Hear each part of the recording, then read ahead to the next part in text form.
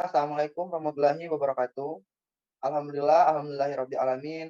Wassalatu wassalamu ala asyrofil anbiya'i wal mursalin wa ala alihi wa sahbihi ajmain. Amma ba'd.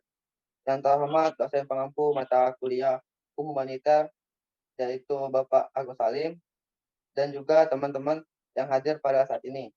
Baiklah, di sini kami dari kelompok 9 akan mencoba mempresentasikan hasil kerja kelompok kami yaitu yang berjudul Hukum Humanitar Internasional dalam Islam. Saya sendiri Daniel Saputra sebagai moderator dan rekan saya Desna Elian sebagai penyaji. Baiklah, langsung saja saya serahkan kepada Desna Elian untuk menyajikan materi dari kelompok kami. Kepada saudari Desna, saya persilakan. Baiklah, langsung saja. Judul makalah kami yaitu Ruang Lingkup Hukum Humanitar Internasional dalam Islam. 1. Perlindungan terhadap hak-hak orang luka dan korban. Para korban luka dan cedera dari pihak musuh, bila mereka tidak mampu memikul senjata untuk memerangi orang Islam, harus segera diamankan dari segala bentuk pelanggaran, bahkan mereka harus dilindungi dan diperlakukan secara kemanusiaan. Diriwayatkan oleh Abi Ubaid Al-Qasim bin Salam dalam bukunya Al-Amwal, jangan sakiti korban luka, jangan dikejar yang lari, dan jangan dibunuh tawanan, dan siapa yang menutup pintunya berarti ia aman. Dan juga diriwayatkan oleh Al-Tabrani bahwa Rasulullah SAW berkata, yang artinya agar tawanan diperlakukan dengan baik. Dalam Islam tidak dibenarkan melakukan siksaan terhadap korban luka karena tindakan ini sama sekali bukan peperangan yang baik. Jika potensi korban luka tidak mungkin melakukan perlawanan lagi, maka ia harus diberlakukan sebagai tawanan menghormati kemanusiaannya.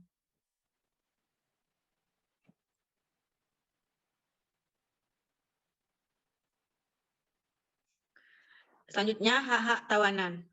Yang dimaksud dengan hak tawanan di sini adalah musuh yang secara konkret melakukan penyerangan dan peperangan terhadap Islam, lalu tertangkap di tangan umat Islam. Sejarah tidak mengenal perlakuan santun seorang prajurit terhadap lawanan seperti yang dilakukan umat Islam.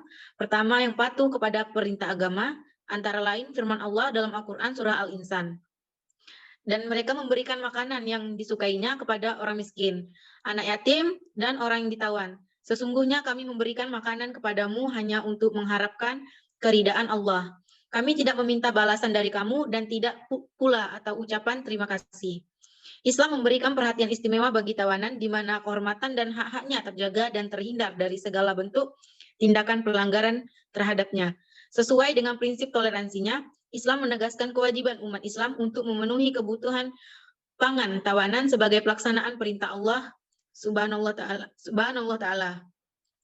Dan juga perlakuan baik terhadap tawanan yang perlu diperhatikan adalah memberi pakaian dengan baik dan memberikan haknya untuk melaksanakan ritual agama.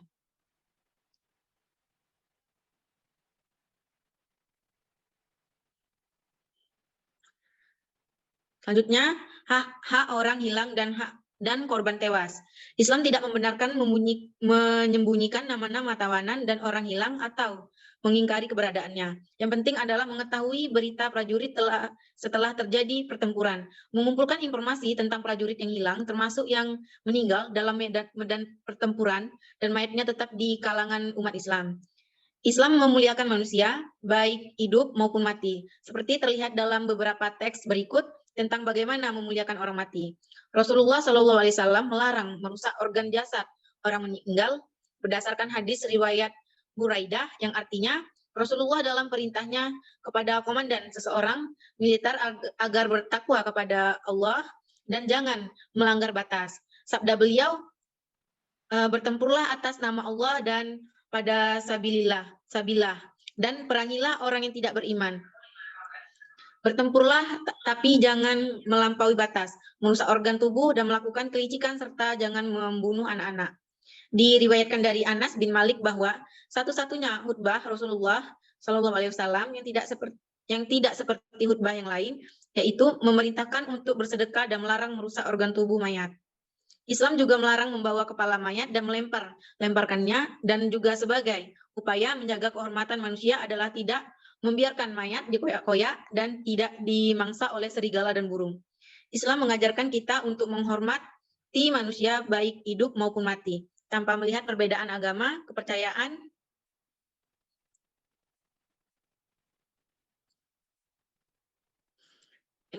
yang selanjutnya hak-hak penduduk sipil.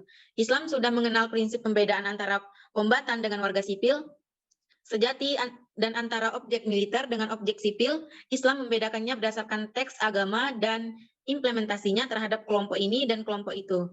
Di samping mewajibkan pemberian perlindungan terhadap warga sipil dari tindakan agresif dan aksi yang merugikan mereka.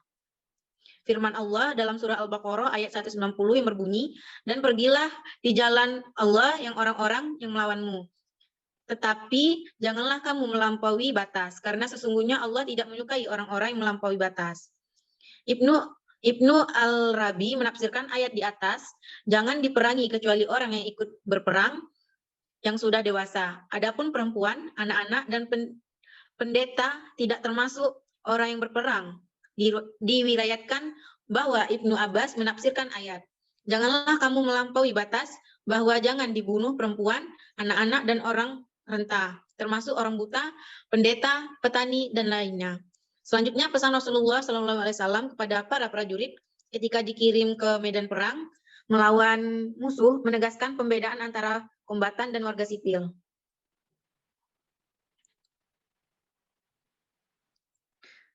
Dari Anas bin Malik bahwa Rasulullah SAW bersabda, berangkatlah atas nama Allah dengan Allah dan atas agama Rasulullah, dan jangan membunuh orang tua renta, anak-anak, perempuan, dan jangan melampaui batas.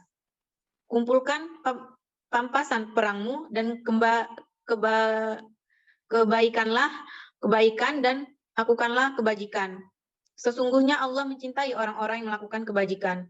Dari wasiat Rasulullah SAW dapat disimpulkan bahwa 3 kelompok manusia yang tidak boleh dibunuh, yaitu yang pertama orang tua renta, yang kedua anak-anak, yang ketiga perempuan. Sabda Rasulullah, janganlah membunuh orang tua renta, anak-anak, perempuan. Artinya mereka ini tidak diperkirakan akan ikut serta dalam operasi militer. Perang dalam Islam bukan bertujuan untuk membasmi musuh, tapi untuk menghentikan agresi penyerangan. Dari itu, perang tidak boleh melewati motif tersebut. Inti pesan Rasulullah ini terlihat kembali dalam petunjuk beliau terhadap para panglima yang pergi ke medan perang. Beliau selalu memerintahkan mereka agar tidak membunuh perempuan, anak-anak, dan tokoh agama. Sekian, terima kasih. Saya kembalikan kepada moderator. Baiklah, itulah dari sesi penyaji dari kelompok kami dari kelompok 9. Selanjutnya yaitu kita masuk sesi selanjutnya, yaitu sesi tanya jawab. Kepada teman-teman yang hadir pada saat ini, jika ingin bertanya silakan. Izin moderator untuk memberikan pertanyaan. Baiklah, saya kepada Saudari Zaratul Jannah, saya persilakan. Baik, terima kasih pada moderator. Perkenalkan, nama saya Zaratul Jannah. Di sini saya akan menanyakan, menurut Anda, peperangan seperti apa yang boleh dilakukan dalam Islam, dan siapa yang harus bertanggung jawab mengimplementasikan hukum humaniter internasional tersebut? Dan terima kasih. Baik, terima kasih kepada Zaratul Jannah yang sudah bertanya. Bagaimana Saudari Desna Elian? Apakah langsung dijawab atau bagaimana?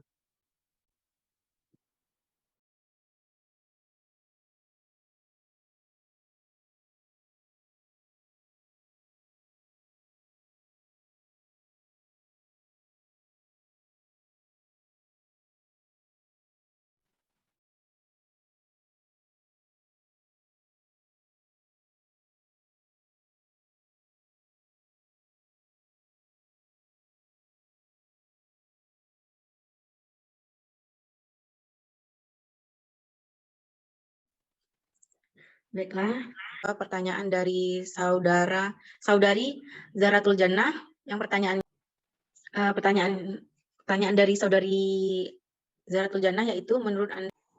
Baiklah, di sini saya akan menjawab pertanyaan dari saudari Zaratul Jannah. Yang pertanyaannya,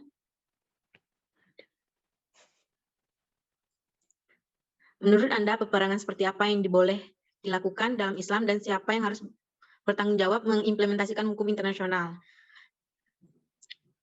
Di sini apabila terjadi konflik, kita tidak boleh langsung melakukan perang selama keadaan tidak mendesak.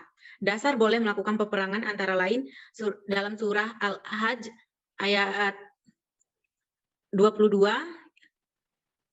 dalam surah Al-Hajj ayat 39 yang berbunyi telah diizinkan berperang bagi siapa yang diperangi karena sesungguhnya mereka telah dianiaya. Menurut ICRC mempunyai tugas dan peran penting dalam hukum humanitar internasional, di mana ICRC ini bertindak sebagai pelaksana dari ketentuan yang berlaku dalam hukum humanitar internasional untuk diterapkan dalam konflik bersenjata. Sekian, terima kasih.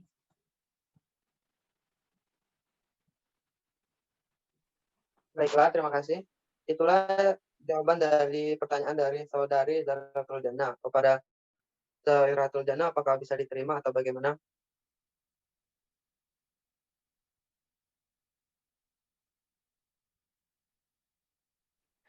Sudah dapat diterima. Terima kasih Saudari Desma kalian. Iya, sama-sama.